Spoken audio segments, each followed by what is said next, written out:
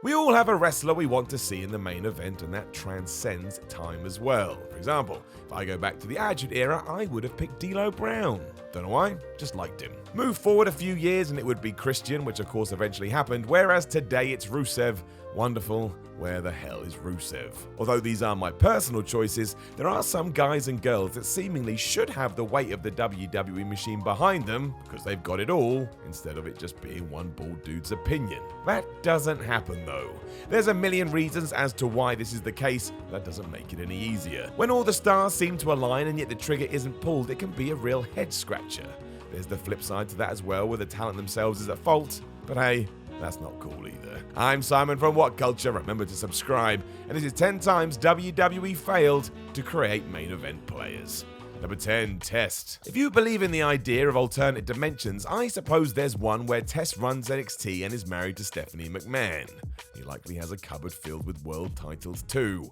This could have been on the cards as well had the WWE not stopped his push in 1999 and then never tried again. Of course, what actually happened is the McMahon-Helmsley era was born both in front of and behind the camera, but that shouldn't have affected Test. He still had a bright future and a look that Vince McMahon surely loved. When the angle between him and Stephanie ended with the botched marriage courtesy of the game though, it was just thrown down the toilet. Test was beaten easily by Shane McMahon at SummerSlam and wasn't even allowed to try and get his revenge against Trips. From there he was put in a team with Albert and called TNA, and yes, it's what you think it is. And although there were many attempts to try once more during the invasion, it was too late. Fans had made up their minds. I'm not saying Test was the finished article either, but he was a work in progress that could have been molded. Deciding to just forget about him when he was about to take a step up, surprisingly, didn't really help.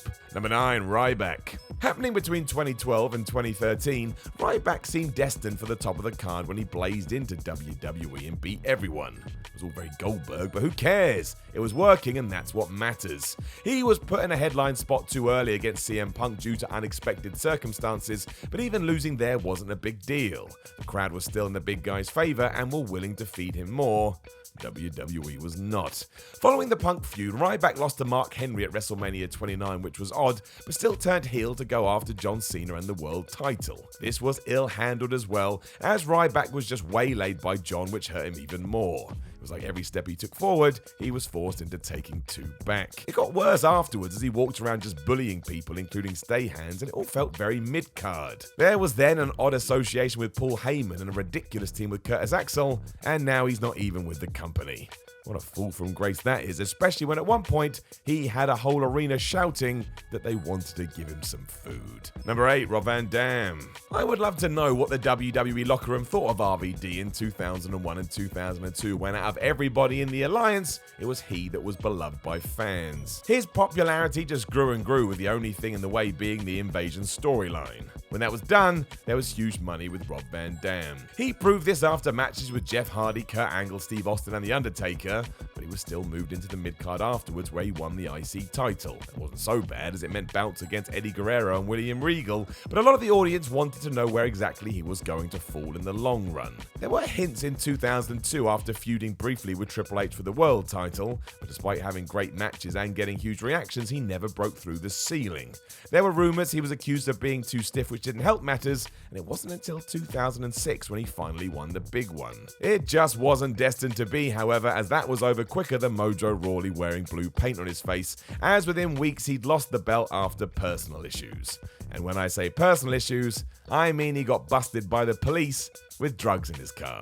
So if you do win the WWE title, maybe don't do that. Number 7, Christian. What did I say in the intro? Exactly. When Christian had finally moved away from tag partner Edge, the future looked bright for him. Bruce Pritchard has been open about this on the podcast, and it basically goes this way. 99% of those behind the scenes thought he would smash it, but Vince McMahon didn't. You know how that goes, although the real kicker is that Vinny's reasoning was that he didn't like Christian's face. Right. Even with that though, Captain Charisma used his talk segment The Peep Show to get properly over with fans, and given that he was great in the ring too, was surely enough to convince the boss otherwise. Instead, we just threw him into a wall over and over again to the point in 2005, Christian left. That doesn't sum up things, I don't know what does. During this period, he went to TNA and proved what he was capable of, but even after his return, it wasn't really the explosion we were hoping for.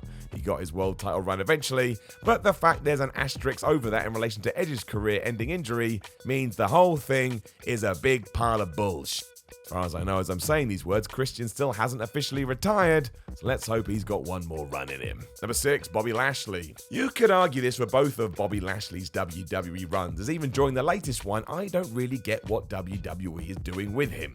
Proved in TNA he's more than how he's being used currently. I guess that's irrelevant. Anything you do outside of these walls may as well not exist.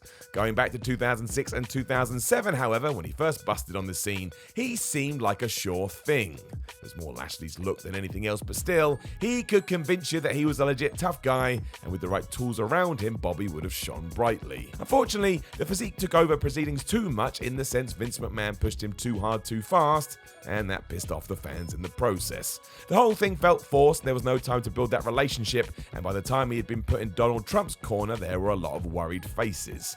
That was the last thing he needed despite the exposure. It was a Roman Reigns situation 10 years prior. An ECW championship run flopped too because that's not the person that audience wanted to see, and he was gone sooner than anyone expected when some totally uncool things went down backstage. The real kicker is that here we are in 2019 and WWE still can't use the man right. I don't get it. Number 5, Owen Hart. If anything should have come out the other side of the Montreal Screwjob, it was a big push for Owen Hart. The storyline wrote itself, and WWE knew this because we started heading that way when Owen returned as the Black Heart and swore to avenge his family. So he was going to kick Vince McMahon and Shawn Michaels' ass. Then by mid-98, Hart was a member of the Nation of Domination. What? The decision was basically made to play down this new fire inside of Bret's younger brother and put him against Triple H instead. I mean, he was Shawn's pal, so that was fine, but it got really weird when Sergeant Slaughter was also included in this, and it took all the wind out of the sails. How could you possibly care? In the narrative, it also meant that Owen had decided he didn't care about his loved ones and would rather win the European title and join a militant faction. That's not really taking someone to the moon, and it is really what stopped Hart from getting higher up the card, even though the audience was more than ready for it. I will say the best thing to come out of this was Owen Hart's theme music at the time. The "Enough is Enough and It's Time for a Change" jingle is absolutely badass. Number 4, Jack Swagger. A lot of people liked Jack Swagger when he signed his WWE deal in 2006. He was tall and had amateur wrestling accolades. Given what had happened with Brock Lesnar, surely this was history about to repeat itself. That wasn't really the case. Aside from never really connecting with the universe, WWE made things harder for themselves when he went from a dude to a Money in the Bank winner to world champion in around about 3 days. If you wanted to know what was trying to be achieved, it was pretty obvious. It was time to seize the day, but that didn't really suit his character. Up until that point, Swagger had been portrayed as a guy who relied on his physical attributes and not trying to be an opportunist like Edge. Ignoring that and going the other way took out his legs from underneath him, and from there it was a case of trying to figure out what his gimmick was. The title reign faltered and WWE decided they would focus on other people. Shame, really. Swagger had something at one point. You could even say he was like a train of fun, and I know I liked him. I wanted him to win that Money in the Bank match, even though with my friends, I bet against him. I regret it to this day. Number 3, Hardcore Holly. When Bob Holly was all of a sudden being pushed as a top guy in 2004, fans were confused. Why had this happened, and why was it happening now? He'd been a company dude for years and a noted tough guy, but the fact he was pitched against Brock Lesnar didn't add up. Unfortunately, the audience knew this, and deep down so did WWE. They had already gone forward with this though, so had to go all in with it, which is why before the Royal Rumble, they bashed us over the head that you should take someone that used to be called Sparky Plug seriously. They did this by reminding us that in 2002, Lesnar had broken Bob's neck with a powerbomb, and that is a good reason to fight. But no one deep down thought Holly was going to win, and that's half the point of a wrestling match. This really was a one and done too, because straight afterwards he was back to where he was before. Suppose WWE could have pushed this harder and made something out of it, but they did not, and it was all very weird even now 15 years later. Holly also talks about this in his book, and if you haven't read that, you should. It may as well be called Mr. Bob Rags on Everybody in Wrestling.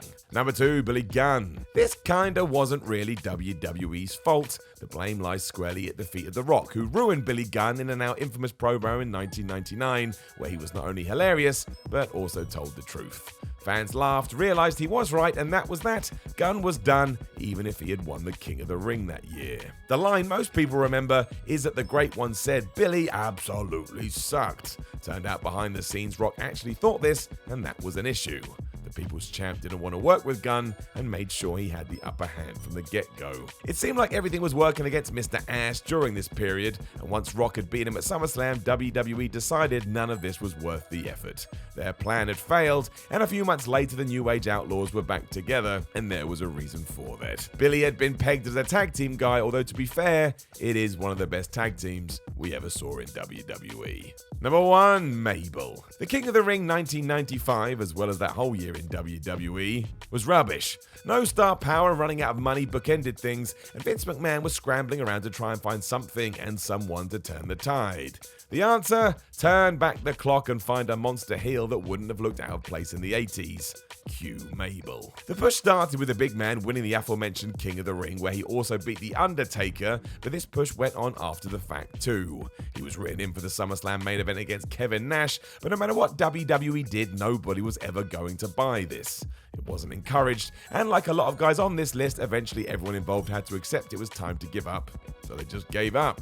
It didn't hurt Mabel's career in the WWE, as he was back as Big Daddy V and Viscera, but the grand plan McMahon had for him never transpired, and you'd have to think it's lodged away in his brain, along with the likes of the XFL and Tom McGee.